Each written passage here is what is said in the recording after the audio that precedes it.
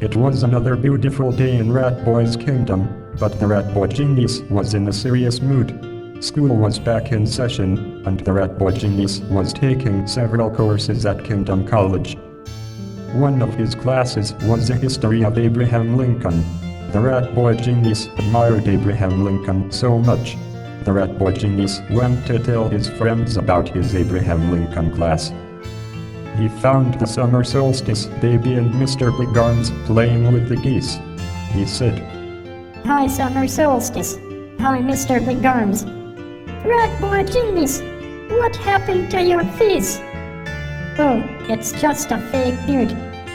I wanted to look more like my hero, Abraham Lincoln. I am taking a class on President Lincoln and I wanted to share what I have learned." "Oh boy, Ratboy Genius, that sounds very interesting. Let us go to the Lincoln statue and I will recite an excerpt from Lincoln's famous speech of 1858. So, the Ratboy Genius, the summer solstice baby, and Mr. Big Arms went to the statue of Abe Lincoln. When they got there, the Ratboy Genius climbed up onto Abe Lincoln's shoulders and began his recital. "Mr. President and gentlemen of the convention, if we could first know where we are and whither we are tending, we could then better judge what to do and how to do it. We are now far into the 5th year since a policy was initiated with the avowed object and confident promise of putting an end to slavery agitation. Under the operation of that policy, that agitation has not only not ceased, but has constantly augmented. In my opinion, it will not cease until a crisis shall have been reached and passed. A house divided against itself cannot stand. I believe this government cannot endure permanently half slave and half free.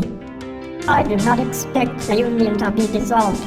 I do not expect the house to fall, but I do expect it will cease to be divided.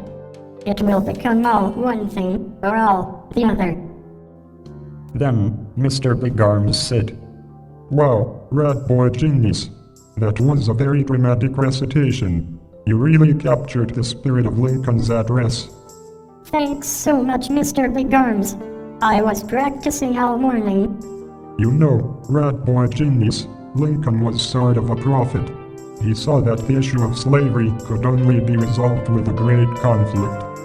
As terrible as the Civil War was, it sounds like Lincoln knew that it was the only solution to resolving the conflict. I think so. We can now look back and say that the Civil War made this country stronger and brought us all together. Slavery had to stop, and the people needed to be brought together, and Lincoln led us into a better future. Not many presidents have been able to do that.